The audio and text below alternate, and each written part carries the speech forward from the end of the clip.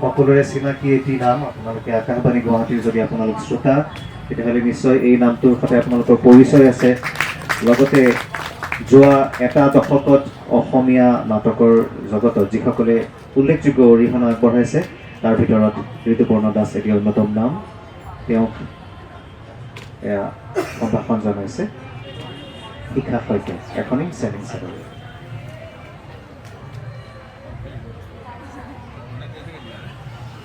আৰু এয়া এটি ফুলৰ পুলি। আৰু ক্ষমা খুজিছোঁ যে মোৰ আচলতে এঘণ্টা দেৰি হৈছে। এই অফিচ খোলা থাকিলে অকণমান সময়মতে আহি পোৱাত অসুবিধা হয়। আমি সময়মতে অনুষ্ঠানহে শুনাওঁ, নিজে বহু সময়ত সময়টো ৰক্ষা কৰিব নোৱাৰোঁ।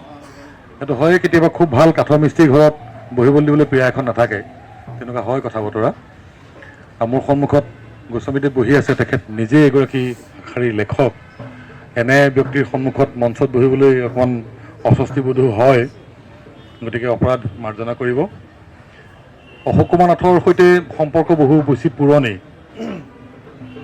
কিবা এক সংযোগত অশোক কুমাৰ নাথক মই কেইদিনমান পঢ়াবলৈ পাইছিলোঁ। তেতিয়াৰ পৰা সম্পৰ্কটো এতিয়ালৈকে থাকিল। অশোক মোৰ ছাত্ৰ হৈ থাকিল, কিন্তু মই তেওঁৰ গুৰু হ'ব নোৱাৰিলোঁ। আজিও খুব ভাল ছাত্ৰ এজন তেওঁ, সেই কথা মই নতুনকৈ নকলেও হ'ব। তেওঁৰ বিনম্ৰতাই সেই কথা প্ৰকাশ কৰে।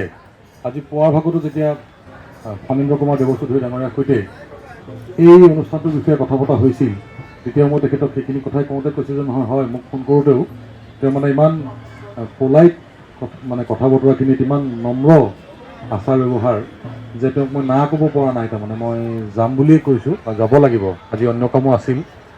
আৰু মোৰ ভাল লাগিছে এইকাৰণেই যে দুজন তেখেতৰ কাষত বৰ ডেকা মানুহ বহি আছে, গগৈদেউ আৰু বৈশ্যদেউ। দুয়োজন খুব ডেকা মানুহ। মাজত বহি থকা যিজন মানুহ, তেওঁৰ চুলিৰ ৰংহে বগা হৈছে, মন কিন্তু একদম ডেকা হৈ আছে এতিয়াও সেই কথা বতৰাবিলাক অনুৰাধাৰ দেশৰ পাতবোৰত থকা ক'লা আখৰৰ বৰ্ণনাৰ দৰেই। আৰু অশোকক তেখেতৰ কথাটো কওঁতে এইকাৰণেই আমি ভাবিছিলোঁ যে যোৱা দুটা দশকত এইখন ক্ষেত্ৰত কাম কৰি যিটো দেখিছোঁ যে নতুন মানুহখিনিৰ প্ৰতি পুৰণিসকলে মেলেমিটিঙে কয় ঠিকেই, কিন্তু আচলতে বাস্তৱ ক্ষেত্ৰত সেই সদ্ভাৱটো ৰক্ষা কৰি নচলে। মই যোৱা দুটা দশকত নিজেই পোৱা কথাটো হ'ল যে চৌধুৰী ডাঙৰীয়াই হাতে কামে নতুনসকলক সদায়ে অনুপ্ৰাণিত কৰি আহিছে। তেখেতৰ ফেচবুক পোষ্ট যদি পঢ়ে, তেখেতৰ নিয়মীয়া কলম আগতে নিয়মীয়া বাৰ্তাত আছিল, পাছত দৈনিক অসমত আছে, সেইসমূহ পঢ়িলেও আমি এইটো গম পাওঁ যে ফণীন্দ্ৰ কুমাৰ দেৱচৌধুৰী ডাঙৰীয়াই সদায়ে নতুনসকলক, নতুন লেখক লেখিকা, নতুন সৃষ্টিশীল মানুহখিনিক, যুৱক যুৱতীসকলক সদায় কিন্তু অনুপ্ৰাণিত কৰি আহিছে। আৰু তেখেত সদায় নবীনসকলৰ পক্ষত, যিটো কাৰণে অশোক নাথে তেখেতক এই সভালৈ আমন্ত্ৰণ কৰাৰ আগ্ৰহ প্ৰকাশ কৰিলে। আৰু ভাল লাগিল যে তেখেত আহি এই কামটো আজি সম্পন্ন কৰিলে। অশোকে ব্যংগ ৰচনা লিখাৰ কথাটো আমি দেৰিকৈ গম পালোঁ। তাৰ পূৰ্বে দাদাক আজি ৰাতিপুৱা কৈছিলোঁ মই যে অশোক আচলতে এজন খুব ভাল আৰু নিমজ ভাষাৰ কবি। অশোকৰ কেইবাটাও কবিতাৰ এখন অডিঅ' চিডি, চিঠি উৰি যায় তৰাৰ দেশলৈ, চিঠি উৰি যায় তৰাৰ দেশলৈ, এই কবিতাৰ চিডি এখন ইয়াৰ আগতে ওলাইছে।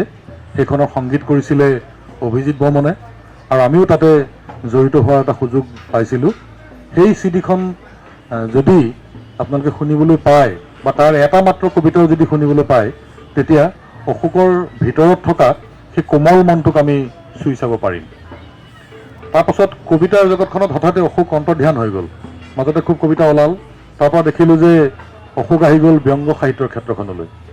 ব্যংগ লিখি তেওঁ বেছ জনপ্ৰিয়তা অৰ্জন কৰিছে। আৰু আজিকালি অতি সুলভ ফেচবুকৰ মাধ্যমেৰে অশোকৰ লেখাসমূহ বহু মানুহৰ কাষ চাপিছে। ইংৰাজী অনুবাদ হোৱা গ্ৰন্থ দুখনেও মই ভাবোঁ যে অশোকৰ শ্ৰোতা সমাজৰ পৰিসৰটো বৃদ্ধি কৰিব আৰু এইটো সহায়ক হ'ব।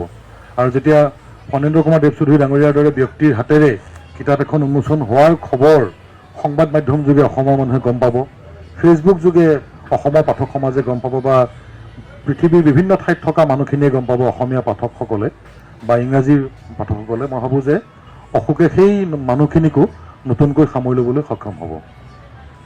কিছুপৰ আগতে বৈশ্য ডাঙৰীয়া এটা কথা উনুকিয়াইছিলে যে অশোক এজন কবি, অশোক এজন গল্পকাৰ, অশোক এজন ব্যংগ সাহিত্যৰ লেখক। সমান্তৰালকৈ সফলতা লভা অশোকৰ আন গুণটো হ'ল যে অশোক এজন খুব ভাল শিক্ষক, খুব দক্ষ শিক্ষক। অথনি নাম সহকাৰে তেখেতে ক'লেই যে মই তাক অলপতে লগ পাইছিলোঁ, তাক বুলি কৈছোঁ মানে মই জন্মৰ পৰা পোৱা তেওঁক আচলতে ৰাহুল গৌতম শৰ্মা। ৰাহুল গৌতম শৰ্মা তেওঁ 100ৰ ভিতৰত 100 পোৱাৰ ব্যৱস্থাটো এই অশোক কুমাৰ নাথেই কৰিছিলে।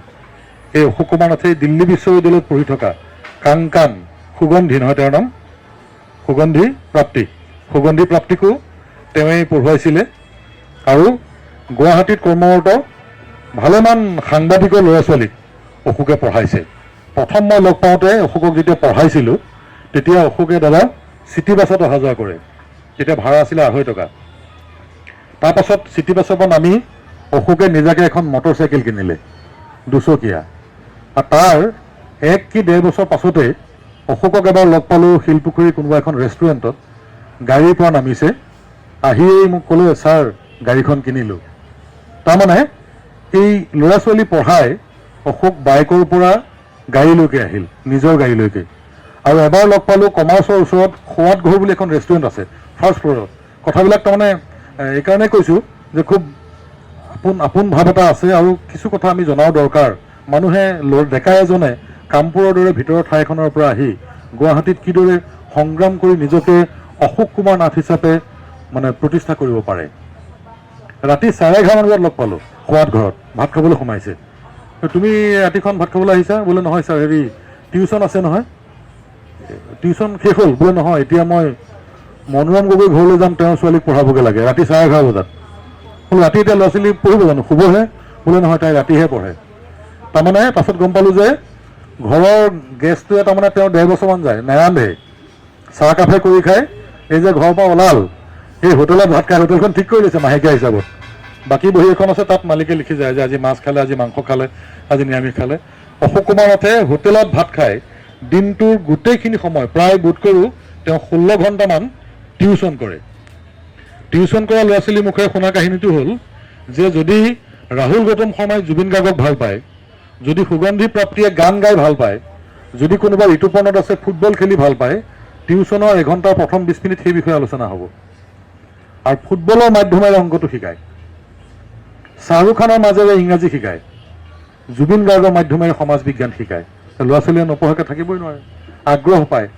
গতিকে সেইধৰণে শিকাই তেওঁ খুব সফল এজন শিক্ষকত পৰিণত হ'ল।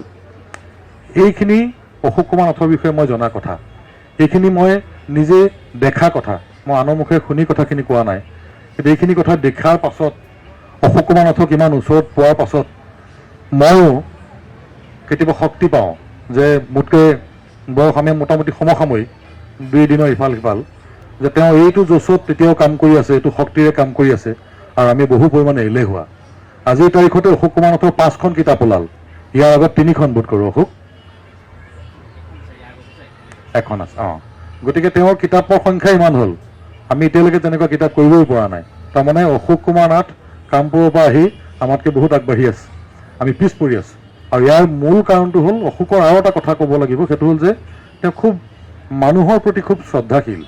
আপোনালোক প্ৰত্যেককে যেতিয়া অশোক কুমাৰ নাথে মাতষাৰ লগায়, ৰদালি চেতিয়াক যেতিয়া মাতষাৰ দিয়ে, আমি সেই অশোক কুমাৰ নাথৰ আপোন ভাৱটো বা তেওঁৰ যিটো শ্ৰদ্ধা ভক্তিভাৱ, সেই শ্ৰদ্ধা ভক্তিভাৱটো আমি অনুভৱ কৰিব পাৰোঁ। আৰু মই ভাবোঁ অশোক কুমাৰ নাথৰ মানুহৰ প্ৰতি সেই শ্ৰদ্ধা আৰু ভক্তিভাৱেই অশোক কুমাৰ নাথক আগবঢ়াই আনিছে এইখিনিলৈকে, আৰু বহু দূৰ তেওঁক আগবঢ়াই নিব। আজিৰ এই দিনটোত মই অশোক কুমাৰ নাথক মোৰ আন্তৰিক শুভকামনা জনালোঁ। ধন্যবাদ।